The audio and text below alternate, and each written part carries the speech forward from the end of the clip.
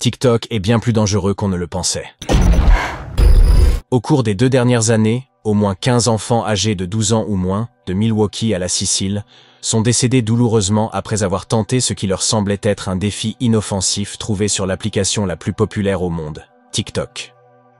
Le défi du blackout encourage les utilisateurs à se filmer en retenant leur respiration jusqu'à ce qu'ils s'évanouissent et que les téléspectateurs puissent les regarder reprendre conscience.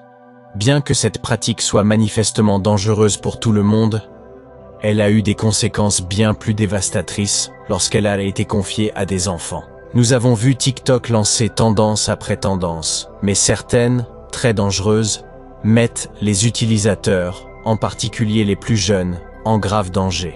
Si TikTok a des effets néfastes sur la santé mentale, il semble que les risques auto-infligés liés à des défis sur l'application aient une plus grande portée et des conséquences plus importantes que nous n'aurions jamais pu l'imaginer. De la santé à la sécurité en passant par la protection de la vie privée, que faire face à la longue liste de problèmes que TikTok semble poser au grand public? Pouvons-nous réparer TikTok ou devrions-nous simplement interdire l'application? Si vous avez déjà ouvert TikTok, vous avez remarqué son génie dès le premier coup d'œil. Un flux ininterrompu de contenu provenant du monde entier, classé spécifiquement pour vous par l'un des algorithmes les plus raffinés jamais créés. Regarder des chiens danser ou des cuisiniers amateurs préparer des plats élaborés vous procure une poussée de dopamine, vidéo après vidéo. Avant d'examiner à quel point TikTok est devenu dangereux, je pense qu'il est important de mentionner que tout n'est pas négatif. La montée en puissance de TikTok a été considérablement accélérée pendant la pandémie du Covid-19. Tout le monde a été contraint de rester à l'intérieur pendant de longs mois. Plus de soirées entre amis, plus de repas en famille, plus de café avec nos collègues. Pour nous aider à trouver un moyen de nous connecter, les jeunes ont afflué sur TikTok, s'adonnant à des danses et à des défis ridicules pour tromper leur ennui et se redonner le sentiment d'appartenir à une communauté. Ils ont trouvé du réconfort dans une application. Que vous ayez été victime de harcèlement à l'école, ou que vous viviez dans un foyer malheureux, vous pouviez vous connecter à l'application et voir d'autres personnes dans la même situation que vous, offrant aide, soutien et sentiment d'appartenance. Malheureusement, comme pour la plupart des choses, la réalité est bien plus complexe qu'il n'y paraît. Il suffit de passer quelques minutes sur l'application pour se rendre compte à quel point il est difficile, voire impossible, de partir. Mais c'est encore pire quand on sait qu'environ la moitié des utilisateurs de TikTok sont des jeunes, dont beaucoup ont moins de 13 ans. L'un des principaux problèmes de TikTok est que n'importe qui peut se prétendre médecin ou autre, diffusant ainsi facilement des informations erronées. Il n'y a pas de vérification formelle des faits, si bien que nous risquons souvent d'entendre ce que nous avons envie d'entendre. Si un symptôme nous inquiète, ces vidéos pourraient nous faire croire que nous sommes en train de mourir, alors qu'il ne s'agit que d'allergies légères. En y réfléchissant, on se rend compte que les vidéos diffusées par TikTok peuvent aggraver ce que nous ressentons. Si nous sommes anxieux et que l'on nous montre continuellement des vidéos d'autres personnes dans cette situation, cela va-t-il nous aider à nous sentir mieux ou au contraire nous faire tourner en rond dans notre tête? Tout cela sans compter les problèmes qui affectent tous les médias sociaux, comme la cyber-intimidation, l'exclusion sociale ou la tentation de se comparer aux autres. Nous devenons accros à faire encore et encore défiler notre écran, mais finalement, nous nous retrouvons convaincus que nous ne sommes pas aussi bien que les autres. Le plus effrayant, c'est que personne n'est à l'abri de l'emprise de l'algorithme, pas même ceux qui devraient être mieux informés. Un médecin, Brian Boxer-Walkler, a acquis un nombre impressionnant de fans sur TikTok en offrant des conseils médicaux et en renvoyant à d'autres vidéos sur la santé. Connaissant son public, il s'est mis à parler couramment l'argot de la génération Z pour être plus compréhensible, bien qu'il soit d'âge moyen. Il était tellement obsédé par la croissance de son audience que sa famille a dû intervenir pour l'aider à freiner sa dépendance et à considérer sa chaîne comme une distraction saine plutôt que comme une obsession. À la fin de l'année, il a publié un livre détaillant son expérience de la dépendance aux médias sociaux. Les créateurs doivent produire de nouvelles vidéos en permanence pour maintenir le nombre de vues. La pression et l'épuisement qui en découlent sont réels, quel que soit l'âge, le niveau d'éducation ou le quotient intellectuel. Face à tous les dangers de TikTok, la grande question reste de savoir si l'on peut y remédier. Existe-t-il un moyen de lutter contre toutes ces poussées de dopamine que nous ressentons à chaque fois que nous ouvrons l'application? Le problème, c'est que l'application veut que nous soyons accros. C'est ainsi qu'elle conserve ses utilisateurs, qu'elle augmente le nombre de téléchargements et qu'elle reste tendance. Nous pouvons restreindre notre temps d'écran ou obliger nos téléphones à faire des pauses autant que nous le voulons. Mais si l'application ne change pas, il y a de fortes chances que nous ne changions pas non plus. Et pour la plupart des gens, ce n'est pas grave. Ils seront peut-être obsédés un moment, mais ils s'en sortiront. Leur vie ne sera pas bouleversée. Mais pour les enfants, les dommages potentiels sont beaucoup plus importants. TikTok a supprimé 41 millions de comptes de mineurs rien qu'au cours de la première moitié de 2022, mais c'est peine perdue. Ces utilisateurs peuvent simplement se réinscrire avec un autre compte. L'armée de 40 000 modérateurs de TikTok passe en revue les vidéos potentiellement dangereuses, mais il est impossible de tout intercepter. Plus d'1 milliard de vidéos sont visionnées chaque jour sur l'application. Cela signifie que chaque modérateur devra passer en revue 25 000 vidéos, et admettons que les vidéos durent en moyenne 1 minute chacune. Cela représente tout de même 416 heures de contenu à regarder en 24 heures. C'est littéralement impossible.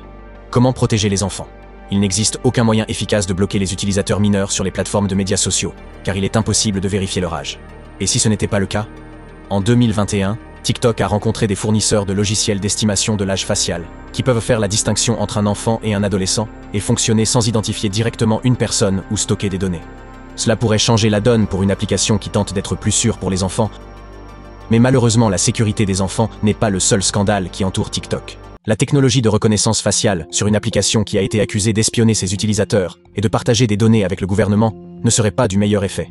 Dans le monde actuel, on ne peut pas vraiment parler de TikTok sans parler de la protection de la vie privée. La plupart d'entre nous savent et acceptent par ignorance que nos données soient stockées, vues et utilisées d'une manière ou d'une autre lorsque nous surfons sur Internet. C'est l'option classique qui consiste à accepter tous les cookies sans réfléchir. Mais TikTok et sa société mère ByteDance sont-ils en train de franchir une nouvelle étape? Une enquête interne a révélé qu'un groupe d'employés de ByteDance surveillait plusieurs journalistes américains qui couvraient l'application, dans le but de traquer d'éventuelles sources anonymes. L'année suivante, une mise à jour de sécurité sur l'iPhone a surpris TikTok en train de suivre les claviers des utilisateurs d'Apple lorsqu'ils se trouvaient sur l'application. Mais voilà, ByteDance n'est pas la première entreprise à être accusée de cela. Uber et Facebook sont connus pour suivre la localisation des journalistes qui font des reportages sur leurs applications, tout comme les employés de TikTok ont été surpris à le faire. Meta, X, Google et même Apple collectent et utilisent tous nos données personnelles d'une manière ou d'une autre. Quel est donc le problème avec ByteDance? La géopolitique. ByteDance est une entreprise chinoise. TikTok affirme qu'elle ne partage pas les données de ses utilisateurs avec le gouvernement chinois, mais les politiciens, les journalistes et d'autres critiques considèrent que c'est un mensonge. La Chine a déjà l'habitude de voler des quantités massives de données sur les Américains et d'autres gouvernements, mais TikTok et ses milliards de profils d'utilisateurs offrent-ils une ligne plus directe? Si les inquiétudes en matière de sécurité s'avèrent fondées, nous pourrions assister à des fraudes, des piratages ou des opérations de grande ampleur lancées par l'intermédiaire de la plateforme. C'est pourquoi les législateurs américains ont émis des avertissements à propos de l'application et adopté des décrets pour faire face aux risques potentiels en matière de sécurité.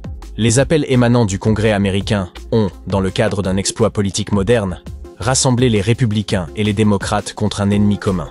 Les discussions à huis clos entre les dirigeants de TikTok et le Comité des investissements étrangers aux États-Unis durent depuis des années. Un contact en charge de la sécurité négocie avec le gouvernement américain autour de la manière dont TikTok traitera les données des utilisateurs américains. Mais cela fonctionnera-t-il? Nombreux sont ceux qui pensent que les contrats, les discussions et les auditions ne suffiront pas. Les appels à l'interdiction de TikTok aux États-Unis et dans de nombreux autres pays se multiplient chaque jour. L'armée américaine a interdit l'application en 2019. Aujourd'hui, TikTok est interdit sur tous les appareils gouvernementaux et un projet de loi visant à l'interdire complètement est en cours d'examen au Congrès. Prenez le temps de réfléchir à ce que cela signifierait. L'application la plus populaire au monde n'est pas disponible aux États-Unis. Pour comprendre à quoi pourrait ressembler la vie après TikTok, il suffit de regarder le voisin de la Chine, l'Inde. Ce pays d'Asie de l'Est a interdit TikTok l'année dernière, à la suite d'un différend géopolitique avec la Chine.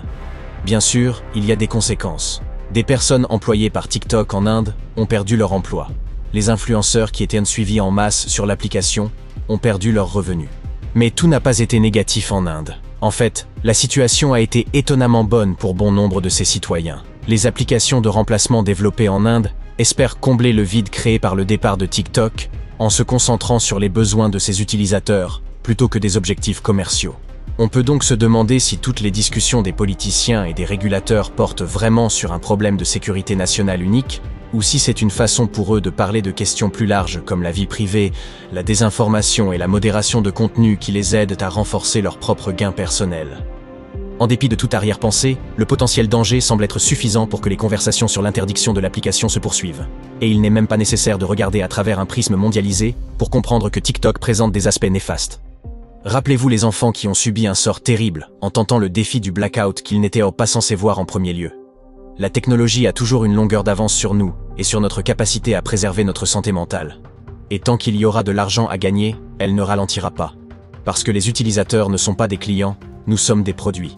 Si des mesures telles que l'application de restriction d'âge pour rendre une application plus sûre ne sont pas dans l'intérêt des résultats financiers d'une entreprise, pourquoi les adopterait-elle? En définitive, peut-on changer TikTok ou s'en débarrasser?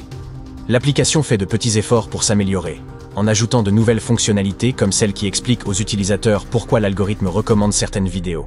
Mais l'algorithme est conçu pour que les gens regardent le plus longtemps possible. Et il favorise donc les vidéos les plus extrêmes, les plus controversées, les plus accrocheuses. Et même si vous savez pourquoi vous regardez une vidéo, cela changera-t-il vraiment ce que vous ressentez ou ce que vous faites? TikTok pourrait essayer de suivre l'exemple de YouTube avec YouTube Kids pour protéger ses plus jeunes utilisateurs.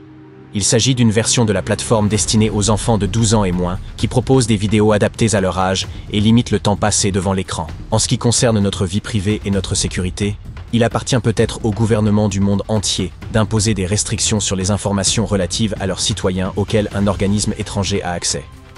Mais même si on interdisait totalement l'application, les 96 minutes que nous passons en moyenne chaque jour sur TikTok pourraient malgré tout ne pas être consacrées à autre chose.